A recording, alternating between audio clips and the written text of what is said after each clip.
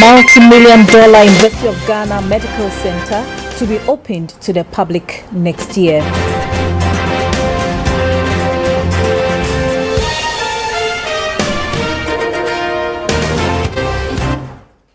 GES issues directive to teachers who want to run for political positions to obtain. Hello, good evening to you and welcome to News Hour on GBC24. My name is Gifty AG. I am Shirley, and now straight to our first story.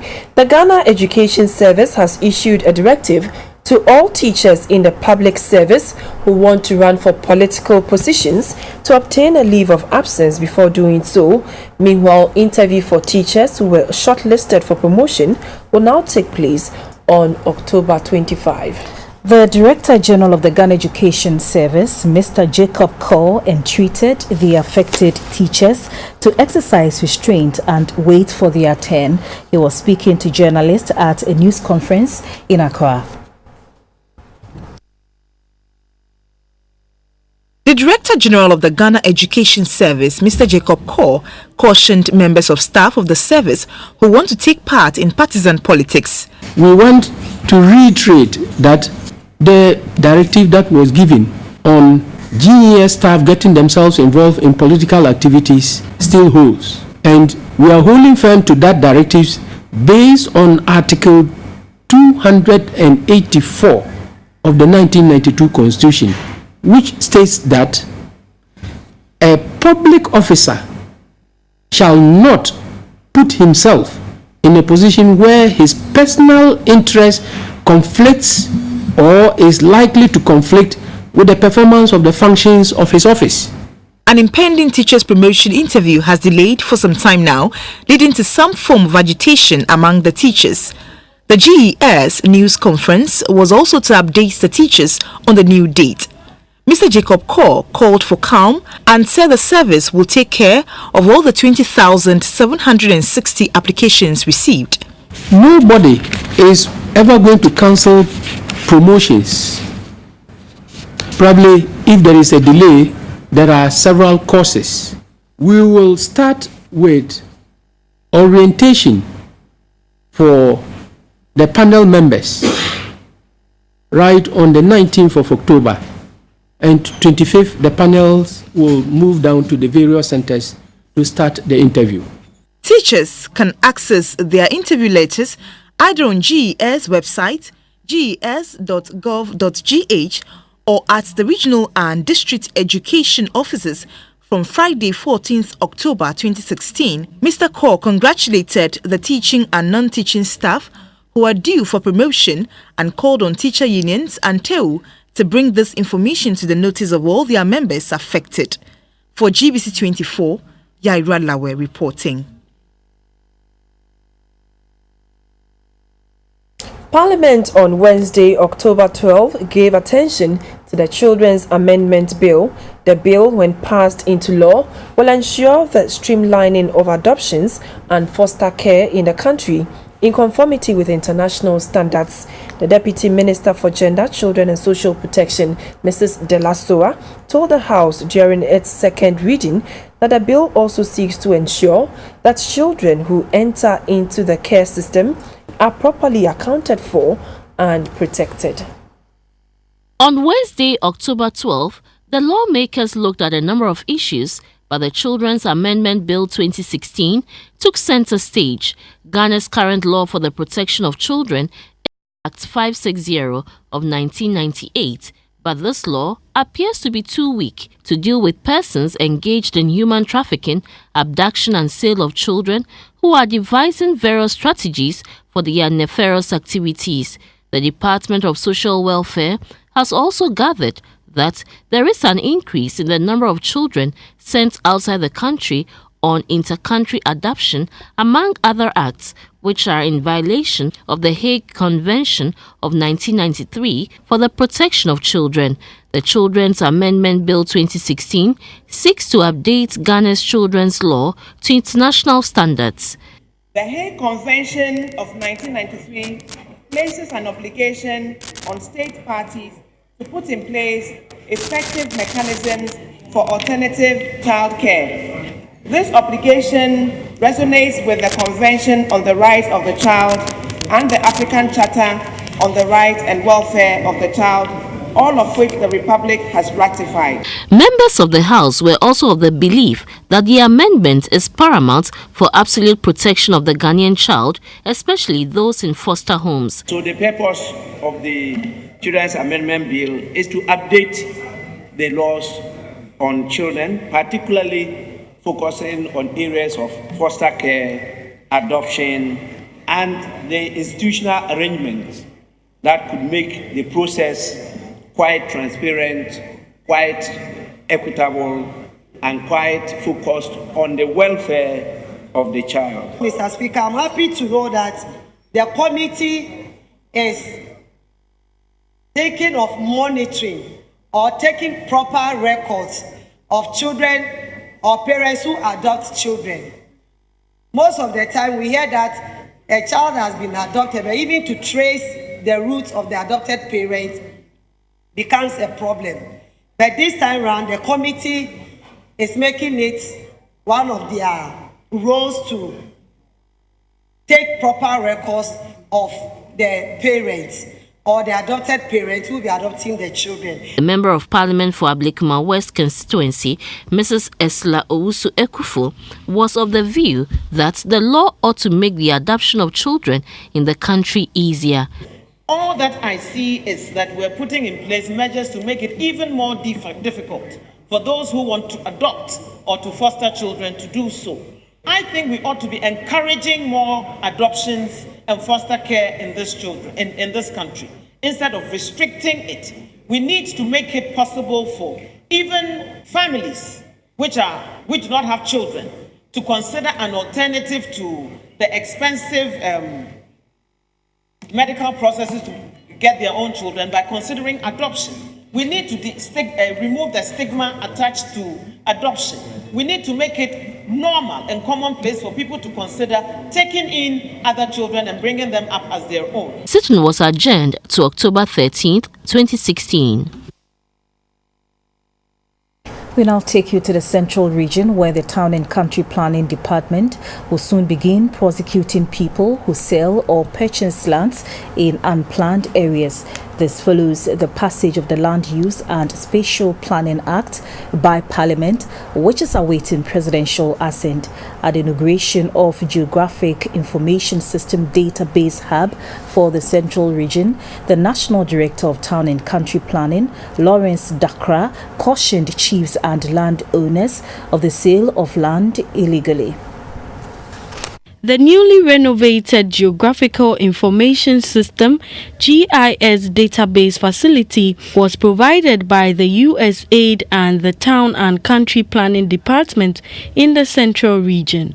The aim of the renovated facility is to address the emerging needs of Ghana's coastal zones that are prone to climate change, soil erosion, and severe flooding. The renovated facility will enhance the Town and Country Planning Department's efforts to improve the resilience of coastal communities on the impact of climate change. It was through the efforts of the Sustainability Fisheries Management Project, which is part of the U.S. government's Feed the Future initiatives. The National Director of Town and Country Planning, Lawrence Dakura, spoke about the relevance of the GIS and the new act. The emerging act that is coming up, it actually emphasizes land use and spatial planning for the overall development of Ghana. The country has observed that the negligence of spatial planning has been the cause of all the things that we are going through, the flooding, the traffic congestion, and what have you. You all know the menace. And government has now reintroduced, some kind of vim to support the spatial planning. A representative of USAID Sustainable Fisheries Management Project, Brian Crawford, gave details about the facility. Fisheries management development is that the fishermen and women that make their livelihood from fishing need to live near the shoreline. They need a place to park their boats, to construct their boats, to sell their fish, to process their fish, and they need to have houses that are close to where these activities are conducted. So it's very important that as planning, spatial planning is conducted by the districts and the regions and at the national level, that we want to make sure that we can preserve space so that these very important livelihoods and cultural traditions of the coast of Ghana can be preserved, and that there will always be places where fishermen can live and work. The National Democratic Congress has appealed to Ghanaians to trust the party with another 4-year term to enable the government to continue to deliver on its promise of developing the country. The party made the appeal at the second Setting the Record Straight Forum in Accra. The lead spokesperson at the forum, Mr. Fifi Kwete, said despite economic obstacles faced with a single-spine salary structure in 2013, the government will work to honor its promises. Now, despite these difficult headwinds that the GM-led NDC went through, we still work hard to honor as many of our promises as possible. Now, these are largely documented and have been acknowledged by even our fiercest critics, especially as far as tangible development and infrastructure spanning across the health sector, the educational sector, the water sector, the road sector, the airport and seaport, the railway sector, the energy and petroleum sectors, the fisheries and aquaculture, the agricultural infrastructure in terms of feeder roads, cocoa roads, dams, irrigation facilities, and virtually all sectors. We've been able to detail these in our manifesto to show that even through difficulties, we are a party that has credibility and we work hard to honor as many of our promises as possible, even though we are not perfect. Mr. Fifi Kwete asked Ghanaians to trust the NDC and give them the mandate for another 4-year term to enable the government to complete projects already underway. Ghana cannot trust Nana Akufo-Addo and his NPP because of their woeful track record and their discredited performance over the years. Ghana, however, can trust John Dramani Mahama and his NDC because of a proven track record of tangible achievements, the capacity to navigate through difficult and turbulent storms, and the initiation of transformation across many sectors, even as the world today is unanimous that from 2017, as a result of the leadership of President Mahama, Ghana is entering into a period of accelerated economic growth, development, and greater job opportunities for our youth. The NDC says the Setting the Record Straight Forum will be organizing its first town hall meeting with the public on Friday at the College of Physicians and Surgeons in Accra. Now, President John Mahama says the infrastructural development in the country is a worthy investment which must be appreciated by all.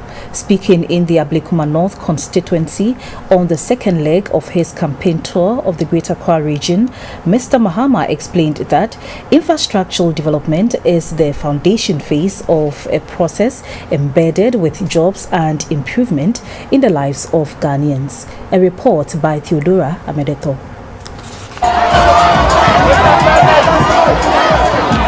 President John Mahama first stopped at the Kanishi market.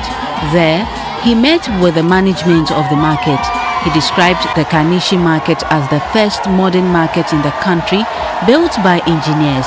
He says the market has never experienced fire outbreaks like other markets built by non-experts. He promised the government would find solution to the challenges of flooding that the market faces anytime it rains. He mentioned some interventions the government is putting in place to give the Kanishi market and other markets a facelift. Like Kanishi nagbani yobie nji flooding ni wana noni hewo na kan flood demba. Ejake oye 2 drains ni ho bie ni ka ashe obiche bilamte a force ame enyo ofe into 1 drain. Ewo won bani wo ba fe obiche bilamte interchange. Wo approve your cabinet ke parliament fe ni as part of project wo ba gbele na kan drain koni enye eko nu ni keje double drain se nimba ni ekeya kolemi. Ewo wo ke AMA wie Okay, sani markets, major markets where I'm a sanitation plan. It was skip trucks, Oba station skip trucks, yeah. Konike container year, keke akete. Oba boy asphalting of Accra West. Ni Accra West, Kaneshi fitai. Ninya market home fitai. It was your car park, walk asphalt overlay, bangme car park. President John Mahama encouraged the women to form associations so that they can benefit from the government loan programs such as Maslock to expand their businesses. The campaign team then moved to Ablikuma, where President John Mahama addressed a rally.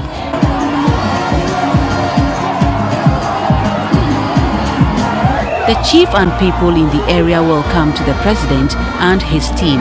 The national organizer of the NDC, Mr. Kofi Adams, asked the people to reject any politician or political party that preaches violence, describing such individuals or groups as bad company. He called on the people to rally their support behind the NDC so that it can continue its development agenda in the country. President John Mahama said it is prudent for any government to create jobs for the people, hence his agenda of investing in social and economic infrastructure of the nation as avenues for job creation. Yeah, your friend infrastructure no, your investment ma on mine. And he said, what is share infrastructure more? You are investing in the country's economy. And then you see schools are almost say, hey. Yeah, choir almost say hey. Yeah, Tunsia almost say hey. Yeah, see hospital almost say hey.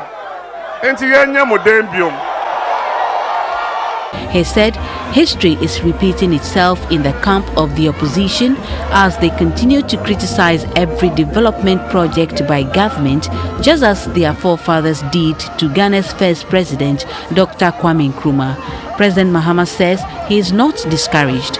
He would continue to make life better for the people of Ghana.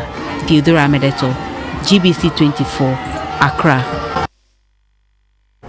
The ruling NDC has expressed confidence in winning the Obuasi East and West seats for the first time. Vice President Kwesi Arthur expressed optimism during a joint campaign launch for the two constituencies. His hope stems from the unprecedented development projects undertaken by the NDC in the mining town. Nuto Bibini Nuto has more. The Obuasi East and West constituencies decided on a joint campaign launch for obvious reasons. The two constituencies have been in the grips of the opposition NPP since they were created. But now, the ruling NDC hopes to turn the tide.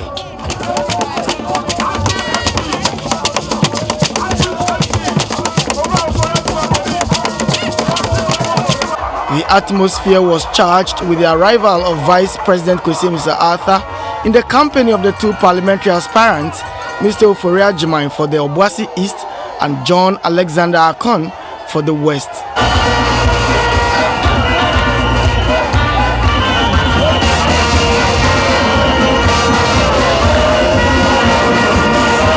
The ruling party said after gold was discovered in Obuasi more than 100 years ago, the town never benefited from any development project until the coming of the Mahama government. The party says, despite the unprecedented levels of infrastructural development that Obuasi has witnessed under the NDC, the party would still do more for the people of Obuasi. Open the only district capital in Ghana with a magistrate court, with a circuit court, and a high court together, and Obuasi Nina NDC. And then Okado see case no. You see my gas. And then a bank bed 600 gas capacity dormitory block. NDC. The former Metropolitan Chief Executive of Kumasi, Dr. Samuel Sapong, who is also a former Ashanti Regional Minister, is running for the parliamentary seat of Inshaeso. He asked Ghanaians to consider the track record of President Mahama and his government to deliver a one-time victory for the NDC. Your mama, Obesanti, another 4 years. Vice President Kwesi Sir Arthur trusted in the judgment of the electorate in Obuasi and Ashanti region in general to choose President Mahama and the NDC over any other party, given the numerous development projects delivered to these areas under the Changing Lives, Transforming Ghana agenda. GBC24, Obuasi. Now, the flag bearer of the new patriotic party, Nana Akufo-Addo, has given an assurance to the electorate that his first budget statement, if elected, would include a Zongo Development Fund intended to create jobs for Zongo communities. Nana Addo gave the assurance whilst addressing supporters within the Ayawaso North and East constituencies.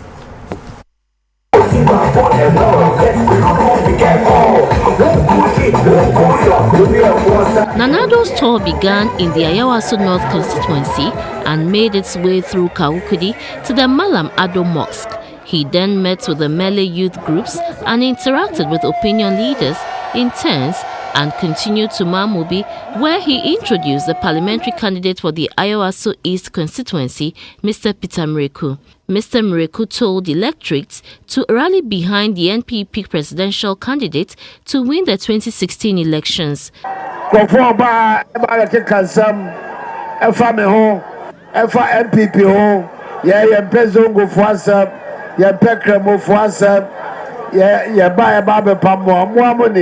Baku kweni mwa ayeno kwe ninyina ayentro na me pese mukai sentro ni ebi atomiso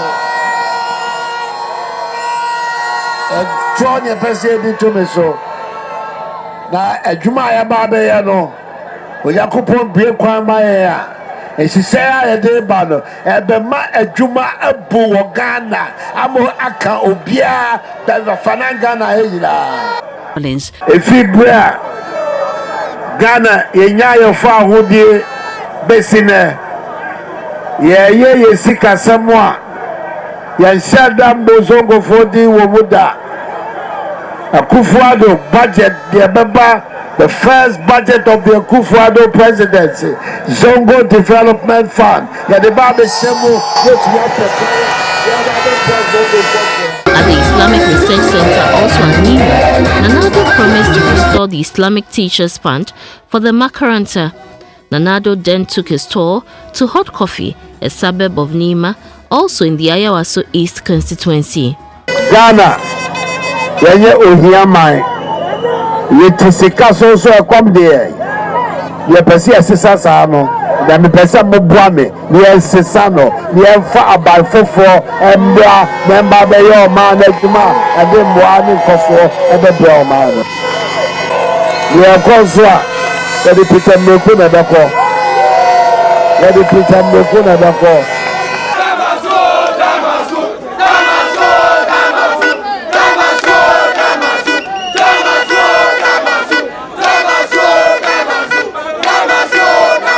04 GBC24 Nima.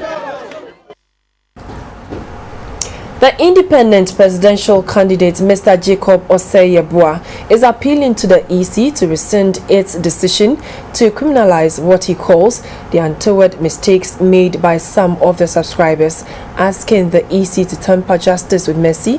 Mr. Yeboah added that the disqualified aspirants by this setback have already been traumatized.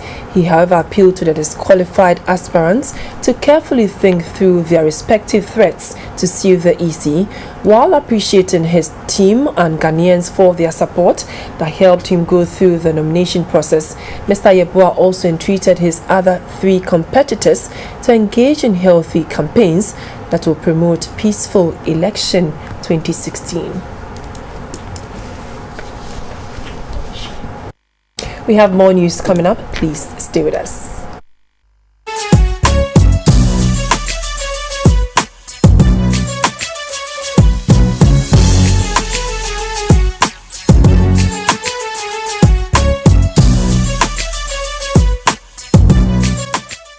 Hello again, my name is Marius Ogbete. Time to talk some business. Now, inflation for the month of September inched up 0.3% to hit 17.2%. The rate stood at 16.9% in August, But according to the Ghana Statistical Service, higher imports over the period push the prices up.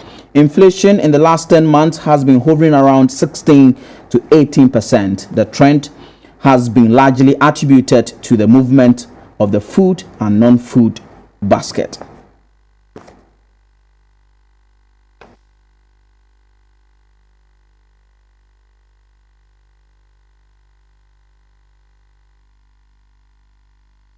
And so inflation is now at 17.2%. Now the government and Kuwait Fund for Arab Economic Development have signed a concessional loan agreement of $24 million for the expansion and development of 26 existing senior high schools.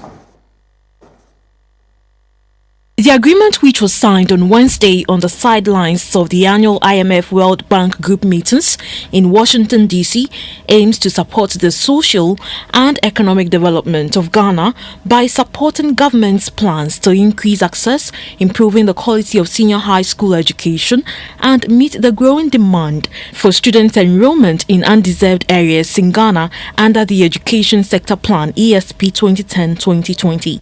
The loan agreement was signed by the Finance Minister, Mr. Setepek for Ghana, while the Deputy Director General of the fund, Mr. Hashem Al-Wakayan, signed on behalf of the Kuwait Fund for Arab Economic Development.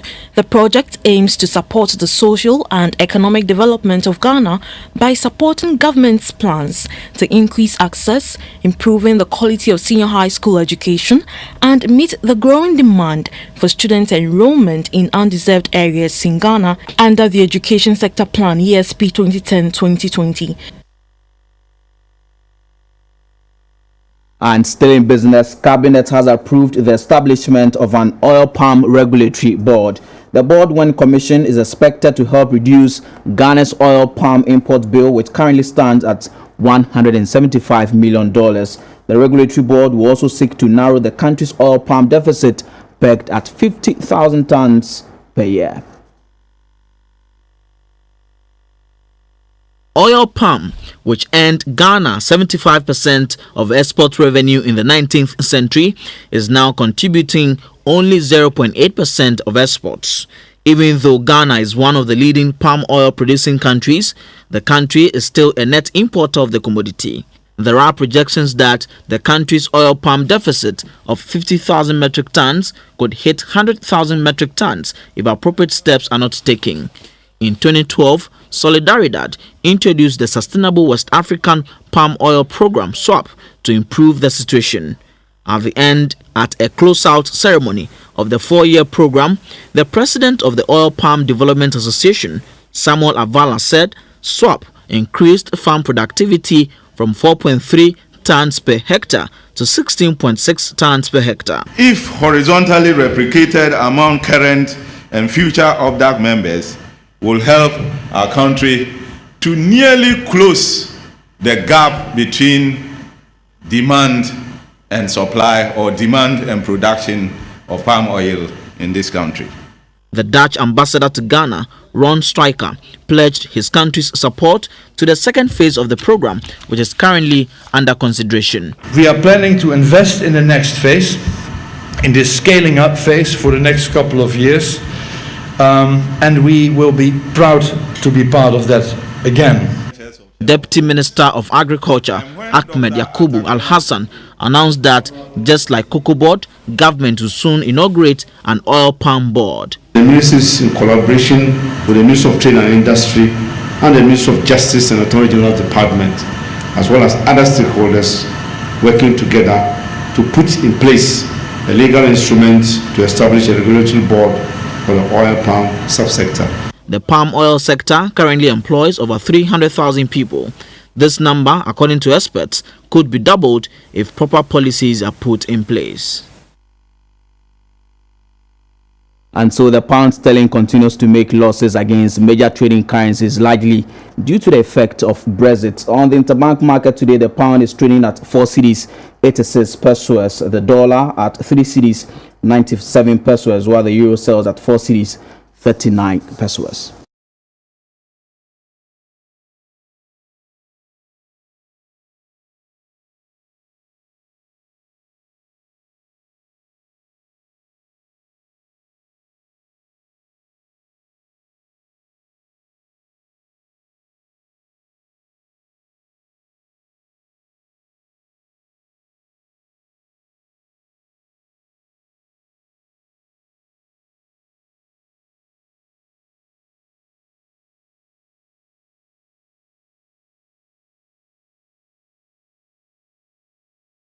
We also update you on latest prices of major commodities on the international market.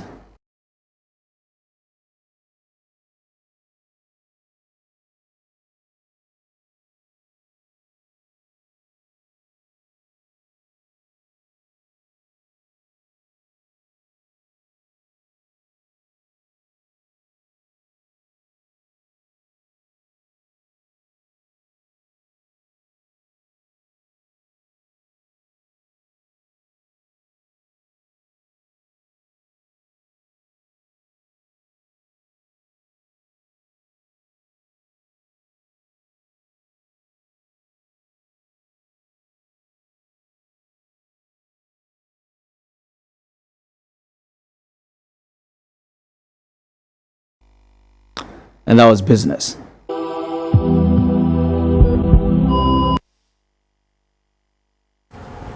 Again, you're still watching News Hour on GBC24 on the health front. By January 2017, the multi-million-dollar University of Ghana Medical Center would be opened to the public. Being the first super referral facility in the country, the hospital is designed to provide cutting-edge medical training and specialist services, which over the years Ghanaians have had to look for in advanced countries. Vice President Kwesi Arthur, who inspected the new medical center, expressed optimism that it would complement the Kolebu Teaching Hospital in bringing quality health care to the people. The University of Ghana Teaching Hospital has been on the drawing table for decades, but the political will and decision was taken by the late President John Evans Atta Mills, who contracted an Israeli credit entity for the all-important hospital project construction, which began in 2013. The $217 million project is divided into two phases. The first phase is a 650-bed project, while the second phase will provide a 400-bed facility, making the University of Ghana Hospital a 1,000-bed facility. 96% of work is done on the first phase. Vice President Kwesi Arthur, who was at the site to assess the project, was met on arrival by the Vice Chancellor, Professor Ebenezer Odro-Wusu, and the Interim Chief Executive of the hospital, Professor Aaron Lawson. The Vice President was conducted around the Emporium. The project comprises 8 buildings, each of which will be offering specialized services such as surgery, radiology, internal medicine, pharmacy, obstetrics and gynecology, pediatrics, as well as medical training in areas including robotic simulation. Other services include accident and emergency care with several support facilities. Mr. Arthur was enthused about the immunocytochemistry facility used in pathological investigation. Over the years, Ghanaians have been seeking services provided by the immunocytochemistry facility in South Africa and India. The interim CEO of the hospital said the hospital would be serviced by a number of 3D high-tech equipment which will transmit results electronically. In the long term, we hope to add other facilities like rehabilitation, psychiatry, and so on, and a medical hotel for relations of patients who are being attended to. We are not looking only at Ghana, but at the sub-region and beyond. He said the teaching hospital would complement the services of Kolebu Teaching Hospital and not compete with it. There are certain services which Kolebu does not have. For example, if there's in the imaging unit, we're going to have under phase 2 an interventional radiology unit where someone gets a heart attack from a blockage of a coronary vessel. Instead of opening up the chest, 7-hour surgery and then doing a bypass, you just go through a vessel here, guided, and it gets into the coronary vessel. You blow what is the clot and then put in a stent. Within 45 minutes, the patient is out of the theater. So we're going to complement Kolebu rather than compete with them. Vice President Kwesi Arthur, who thanked those working on the project, said the old University of Ghana Hospital will not be closed down. It would rather serve as a primary facility, with the teaching hospital becoming a super referral point. It's going to be state of the art. It has the best people. So they will all. Now, the Ring Road chapter of the Rotary Club of Accra has donated boxes of sanitary pads to pupils of the Kanda cluster of schools. Members of the club also educated their pupils on the benefit and proper use of sanitary pads. The retractors gave free sanitary pads to the pupils, emphasizing the need for personal hygiene and how to keep themselves clean during their period of menstruation. The pupils were advised to be mindful of what they use during their monthly flow and only settle for pads. Two pupils, Rachel Lamte and Veronica Zombra, expressed gratitude to the retractors and urged others to stay clean during their monthly period.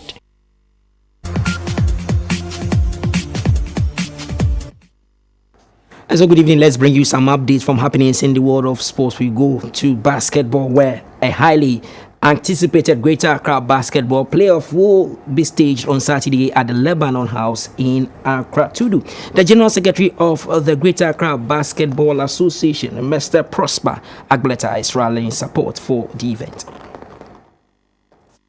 Saturday, we're coming to play the final of our playoffs for the Greater Accra Basketball Association. Yeah, and we have teams like Braves of Seps, Fire Service, Reformers of Prison Service to play the final 4 matches here on Saturday. I'm encouraging all basketball lovers, the fans of basketball, that they should troop in here to come and watch basketball. The actions, all the actions in the NBAs, they will be seeing it here. Now we have the Kobe Bryant and what have you here. It's full of action. So Saturday, everyone should be here to come and watch basketball. Yeah, it's free. 4 p.m. Jumbo. That is for the 3rd and 4th match. Then after that, we play the 1st and 2nd match as well. And so we head straight to the Rainbow Nation, where the Black Stars played as guests to Bafana at the end of the game. It was 1-1. Here are some highlights. Valerie standing by for some news from the world of art and entertainment.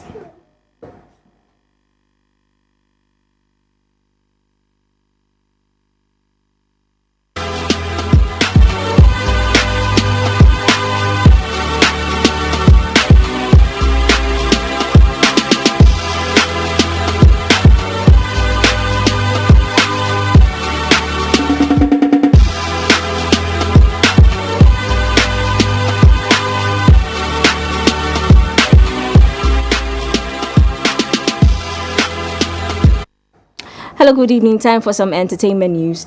RLJ Entertainment is set to release Leila Jansi's compelling new feature film, Like Cotton Twines. The movie tells the tale of an American volunteer who teaches in a Ghanaian village and harbors high expectations for his mother's homeland. He is eager to help his students reach their full potential. Like Cotton Twines is slated to premiere in December 2016. The film will also be released on DVD early next year.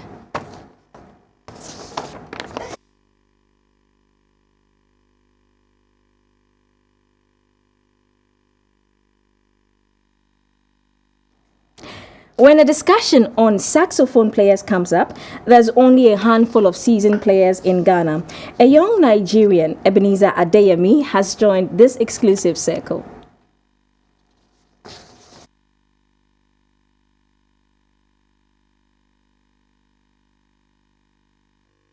Of woodwind instruments, they are usually made of brass. The saxophone was invented in the 1840s. Ebenezer Adeyemi plays the alto saxophone. Ebenezer says his inspiration to play the saxophone came after an encounter in church. We went for a youth program somewhere, so that was in Abuja. Then the last day of the event, we were having the Thanksgiving, and all of a sudden there was light off. Okay. So the only instrument that could continue playing with the singers were the trumpeter, a trombonist, and the drums. Okay. So that very day I told myself, okay, I'm going to learn an instrument that light cannot disturb. Okay, as you can see, I'm not using any microphone right now, and I can play, and everybody can hear. Okay. So that is how I just decided. The young saxophonist, who is also a qualified accountant, says being a saxophonist pays. Well, it's not all about money for a start. as for me, this is something I love to do. Even most places that I go to play, I don't say, okay, I'm charging this, how much you're paying for me. Yeah. So I don't normally charge. If I go to events, it's because I love to do it. Okay. So I find pleasure. This is what I do for a living. Okay. I play instrument for a living. If somebody asked you to write a one-page essay about being a live instrument player, what would you say? What would you write? Oh, it's a very good thing to do. And that's why you write on one page? Yeah. I mean, once you find passion doing it, if you have passion to do it, you love it. Okay. It's a very, very good thing to do. Okay. Yeah. So where do you see yourself in like the next 10 years? Oh, next 10 years, that's too far. Okay. Ambitious. Okay. Next 10 years is too far. I mean, very soon now, you start seeing me on international stadiums, big events. Okay, all right. Yeah, okay. Taking some selfie on planes sent to you. Okay. Now that. Okay, yeah. okay. I'll be taking half of your money, yes? No problem. Okay.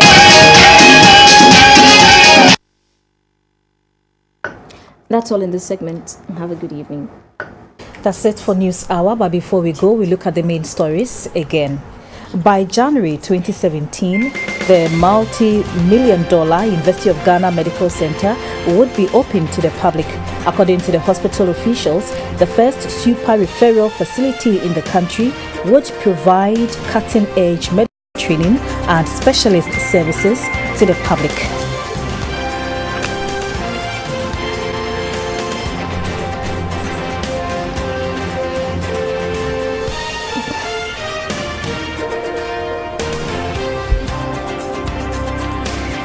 The Ghana Education Service has issued a directive to teachers in the public service who want to run for political positions to obtain a leave of absence before doing so. Meanwhile, interview for teachers who are shortlisted for promotion will now take place on October 25.